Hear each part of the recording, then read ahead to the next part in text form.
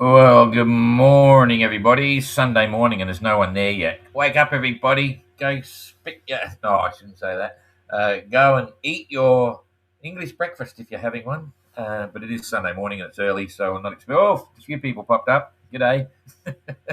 Anyway, we got this one happening, and then we're straight back to Letchfield for the second day of the Jester conference, which is really cool. We It started yesterday just after midday, and there's over 90, nearly 100 people here. So it's quite fun. Met some great people, some of the crazy Jester people, and crazy 580 builders, and good to catch up. Some GGR entrants as well. Some 580 builders that are thinking about GGR as well, and all sorts of stuff. Anyway, so just quickly while we're waiting for people here, that this is the venue. A bunch of people talking about safety and sailing tactics and all sorts of stuff. And for the Jester crew, it's a really valuable opportunity to go through bits and pieces. Lots of good talks, practical demos. You've got the Jordan Series Drogue there, talking about drogues, talking about all sorts of stuff. And then the big dinner, that's Pat Lawless's brother there on the left. That's Peter Lawless. He's entered in the 2030 GGR. And I don't usually show food. I never do food. So I'll give you a quick look at that. The food, I never do posts on Facebook. I always laugh when people put posts up about food.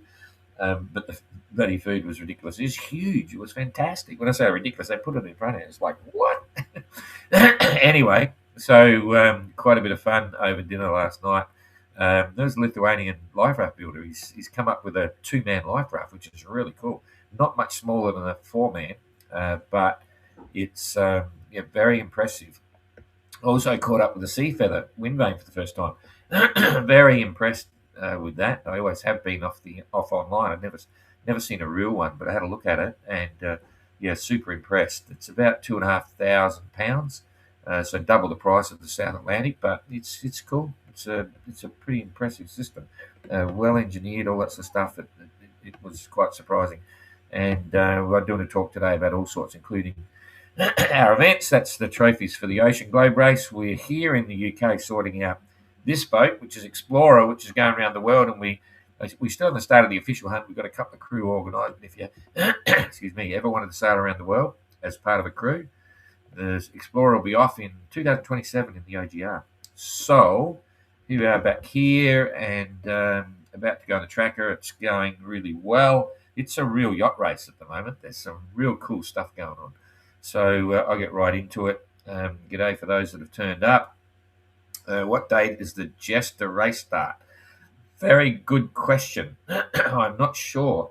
They run the Azores race and then they do the transatlantic as well.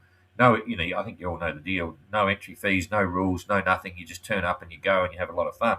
And the boat sizes are limited between 20 feet and 30 feet. It's supposed to be, but if you're a little bit over and you've got the right attitude, they let 34 footers in and stuff like that. And who knows? Maybe a 580 or 580 builder or something might want to do the Azores, and then they can see if they can apply.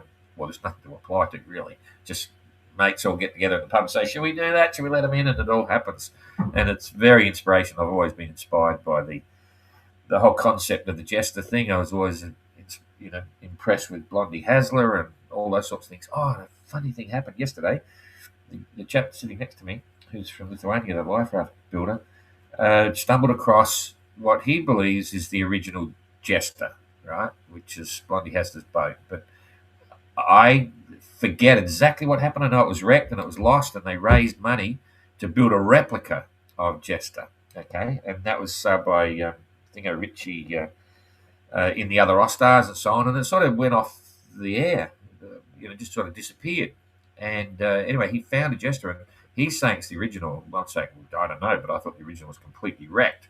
So that's kind of fun because there it is. I believe it's the replica. They're going to try and find out because, wow factor there, cheapest. I immediately thought, ooh, cheapest. You could get your hand on that. Imagine sailing even in the replica across the Atlantic. But anyway, I'll find out a bit more today. So that was fun, some fun stuff, and it's good talking to very cool mindset from all the Jester sailors. But I'll try and find out today what the start time is for their next Jester event, just so you know. But for low budget adventure with the right attitude, as long as you do your safety training and all that sort of stuff, and you're pretty responsible, it's a lot of fun. I digress. I've got to get this over with so we can get out there and get into it. So you're on the tracker, and now I'll be on the tracker in a minute. Okay, so I've got it there, and wow, first impressions. Look at what's happening. Oh, Renault's disappeared. Oh no, there he is back there. He hasn't updated. He's right next to Pila. Anyway, we'll get onto that in a minute. Hopefully he rolls over. For some reason, he was behind yesterday as well. And Kerry's moved right up, but is Jasmine the right top? No, Kerry's on 4 o'clock as well. We should have good internet on this hotel. I'm just going to reboot and see if they come up now, because if you're on 4 o'clock, which is bad luck. So here we go. Let's just see what's happening. Sorry about that. Seasick. Did you see the video of the start? That got me seasick. It's pretty cool though. The guy did a great job with that. No? Okay. So so we've got a few boats on 4 o'clock. Kerry's still on 4. Jasmine's still on. No, that's why she's back there. She's on 1 o'clock. Okay. 8, 8, 8, 4. Earthen's on 4. Right, we've got a problem there. So it's hard to get a definition of what's going on. They're on 8. Renault's on 4. There's an 8 thing. Okay, that's a bit disappointing. We'll have to get onto YB and find out. Because there's so many of them, it looks like it's a glitch for the system. And we'll send a message and see what we do. But just before it rolled over, when it was 4 o'clock positioning, when Pila was here, Pila must have been less than 1 mile in front of Renault. And Dan was gaining back here, and Kerry had definitely made a move and was up with the rest of them. So a bit of false information now, or distorted information, but there you go. We've got what we've got. I'll just check where we're at. 363 days everyone's been out so far. So at midnight, which is 8 hours ago, Jasmine was doing 5.4 and had done 104 mile days. And I'll boost them through to their real positions later, but I'll do it here. So Kerry's at 4 o'clock, 5.2, 117 mile day. Okay, we'll go on 24 hours. That'll give us an indication. Christian, 97 mile day, slowed down a bit. He's on 8 o'clock, doing 5 knots. So that's cool. We need to make that a bit bigger. So if you're on the phone, you can see it, but it is a bit distorted. And Josh managed 116 mile day. Entrant managed 120. Entrant's doing 6.1. Josh is doing 5.5. So they're all, that's 8 o'clock, 8 o'clock, 8 o'clock, no, 4 o'clock. So Entrant will be that much further ahead. And Eric is 5.1 knots for 8 o'clock position, doing 114. Adam did 119, 5.1, and that's an 8 o'clock position. Jacob, 8 o'clock position, 5.1, 120 mile day. So Jacob's pulled away from those guys a little bit. And Renault is doing 6.4, 131, so he's gaining. Dan did 128, so he's leaving the rest of the fleet behind, doing 5.8, 128 miles, so he's gained a bit. He's an 8 o'clock position. And then Pila is doing 131. So compared to Renault, it's 131. They're side by side, neck and neck. Let's just move it forward. So he's got 4 hours of 6.4. 6 was 24, 25, 26 miles. So he should be basically 26 miles in front of that position right now. And you'll see what's happening here. There's 23. Ooh, jeepers. Well, if he's moving faster now per hour, 6.1, he may now be in front. 6.4, yeah, okay. So my suggestion is that even though they've got the same 24-hour run, Renault is actually driving faster at the moment. And so that means he's probably in the lead now. At 4 o'clock, he was literally side by side, right next to her, before it rolled over for Pila going forward. But Pila was in the lead at that point. now I would hazard to suggest that Renault's probably 1 mile in front and taken the lead, which is cool. And that means this is Dan's 8 o'clock position. So that means Dan has to recover around about he's 17 miles behind. It's a long way when the boats are exactly the same one design. So he's got his work cut out of him. Someone's got to beat Renault in this leg. No bones about it. Well, with all due respect, Renault, I know you're probably watching, but it'd just be so good to have someone else win at least one leg. But anyway, that's just part of the fun. All right, so some other statistics that we might be able to do here just to pull them forward, just to see where Kerry is. So Kerry's on the 4 o'clock position. So and he's doing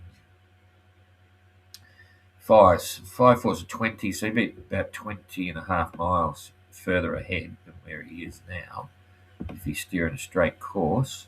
So he's going to be 20 miles ahead. He's going to be about, probably about there, maybe 21. Jasmine is going to be an hour, 8 5s are 40, so she's going to be 40 miles in front. So that's where Kerry's going to be.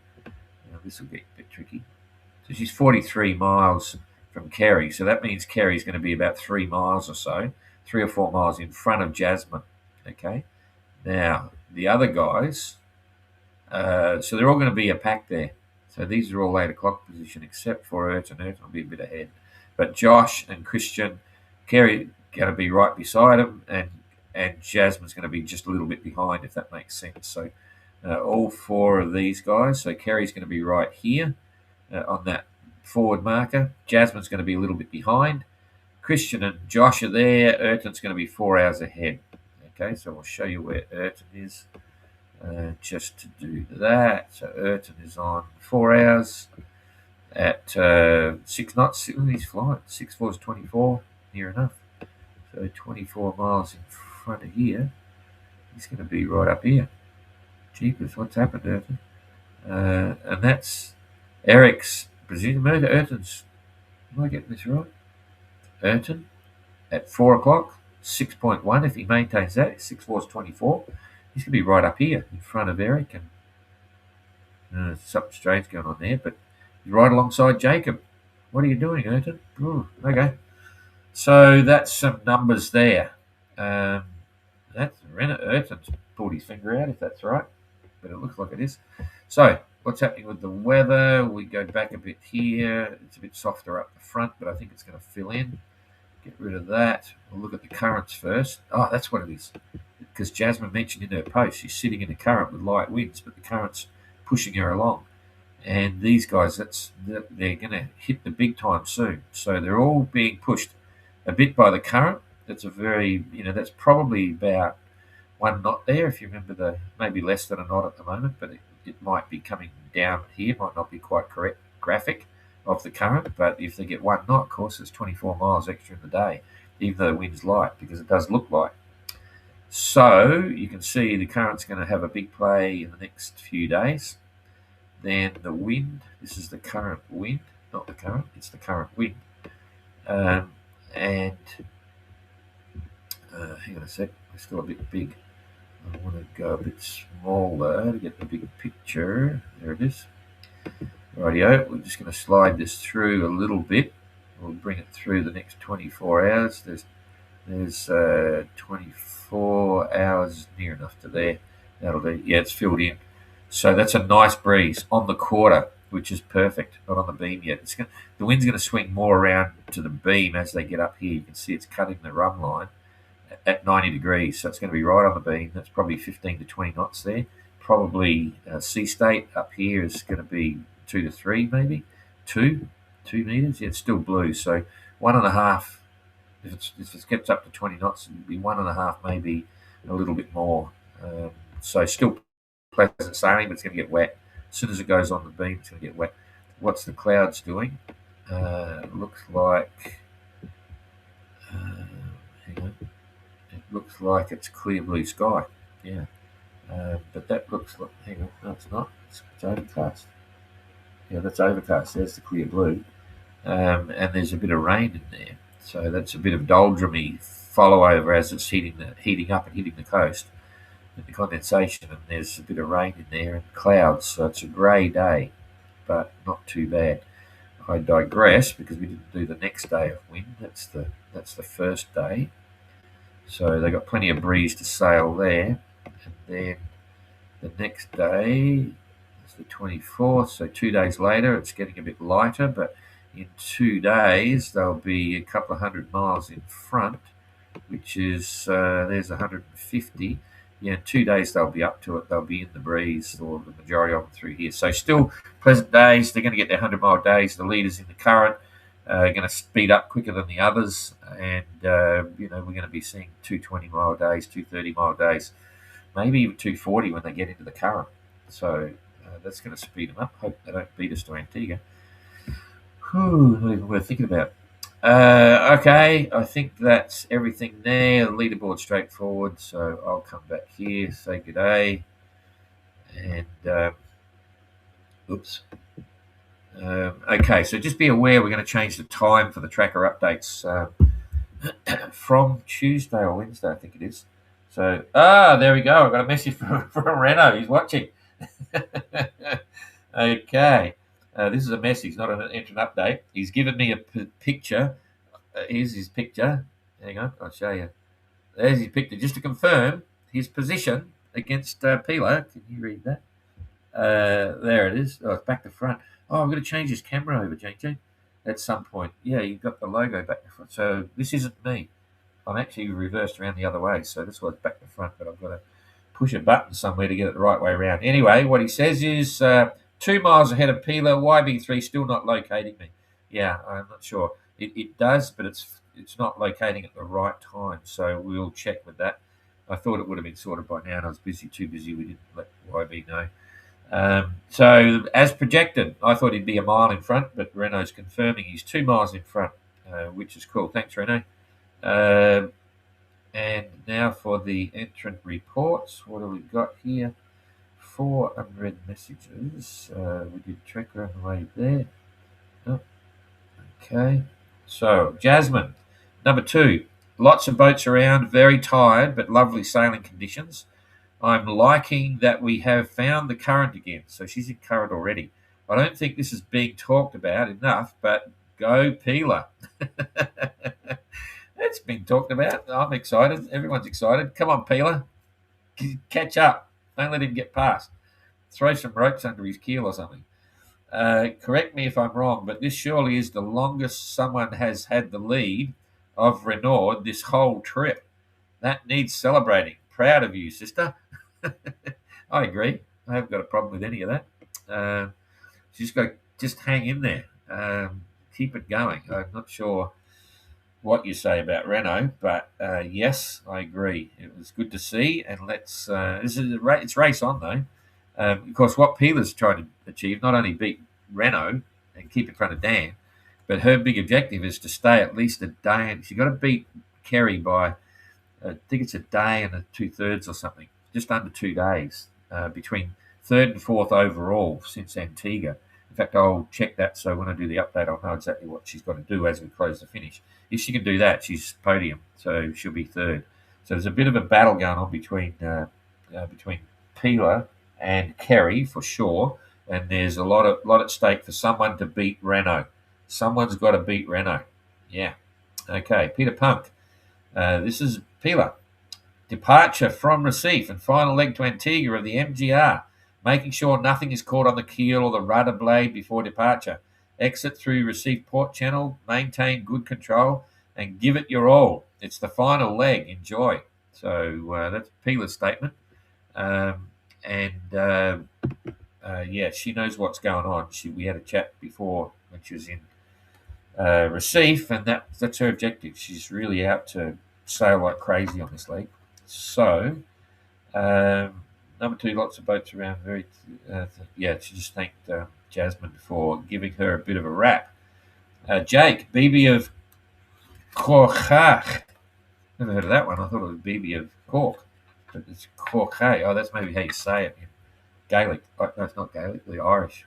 Well, anyway, don't go there. Nice. This is Jake. Nice start day in Recife. Lots of fun and competition to get out. This was my favourite condition so far. Sailing upwind is my game. Of course, what's happening when they've all been on trade winds and the boat rolls because the wind's behind and it's all this sort of stuff. But of course, when you go to windward, the boat locks in. Boom, it holds steady because it's got pressure on one tack, and that's helping to alleviate the little waves. And it's a whole new sensation. They haven't had that for ages, like a length of time with the wind floor to the beam, and it's very comfortable. Dan was saying, "Oh, it's great," the boat's there. So the upwind stuff is a bit of fun for a change. So unfortunately, oh no, unfortunately, I got a food poisoning in the first day. Big headache and upset stomach. I'd be relieved faster if I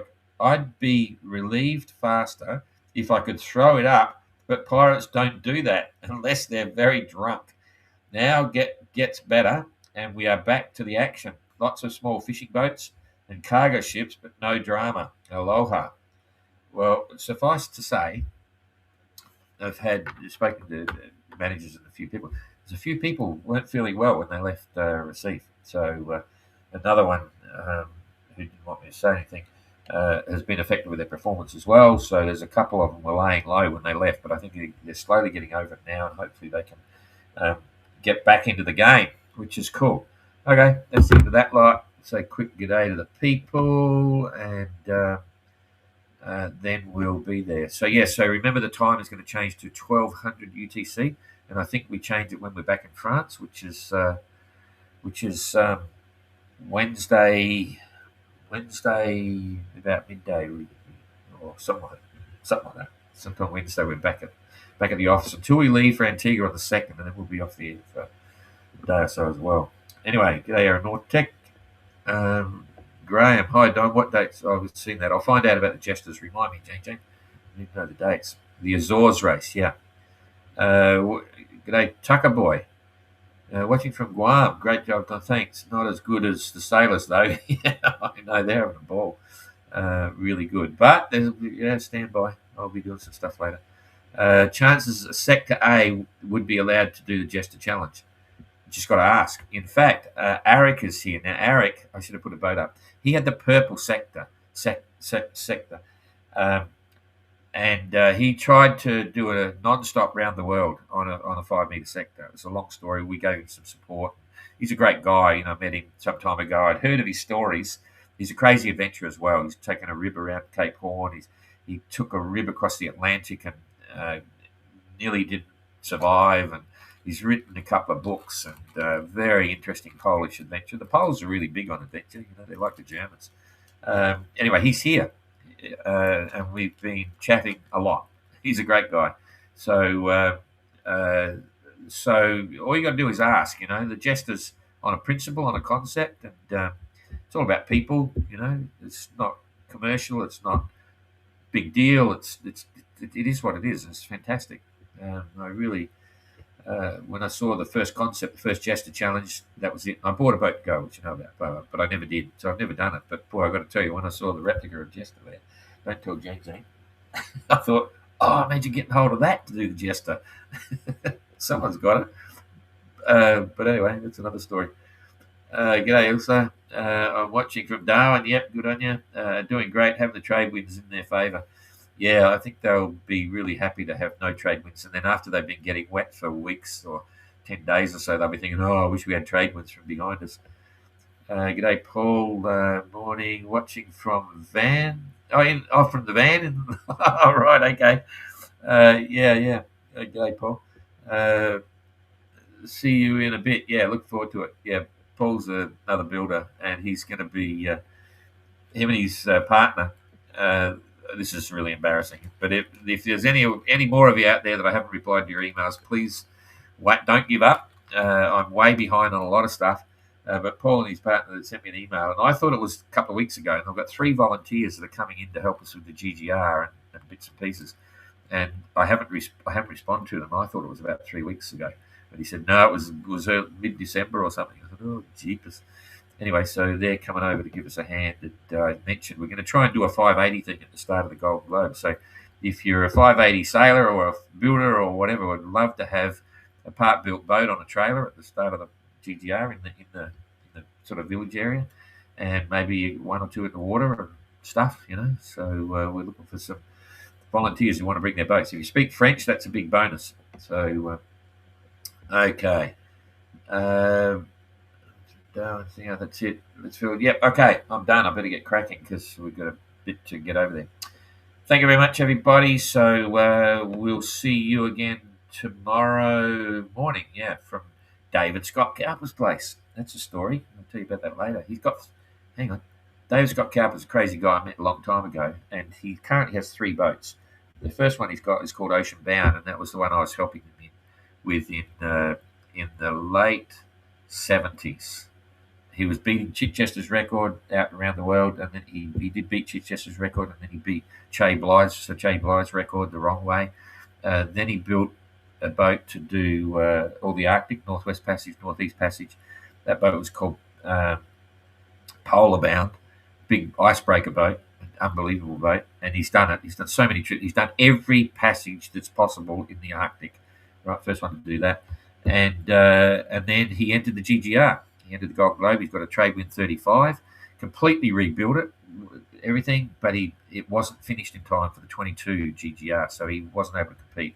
And he's getting on a bit now, and he got on me a couple of weeks ago. Said, "Hey Don, I'm ready to do the circumnavigation," and I'm thinking, "Oh, he's going to rejoin," but he's just going to go around by himself in his boat, and he's got to decide whether he wants to do it in the trade wind that he built for the GGR in 22. Or in Ocean Bound, the boat that he went around for Chichester's record and Che Blythe's record. And anyway, he's got all 3 boats there. I haven't seen his rebuilt trade wind. I haven't seen Polar Bound. He's invited me on one of his expeditions up there, but I couldn't do it. So I'll be spending the day with him, and I'll be doing the whole thing. I'm going to video all the boats because it's fantastic stories. So I'll do 3 separate videos going over his boats. And we'll play them sometime. But interesting guy. He just won a huge award. The award's only been given, I think, 5 times in history or something. I forget what it was now. Massive award. Anyway, I digress. I'm going. Goodbye. See you later. Oh, that's not right. We just want that one. See ya. Thank you. Like, share.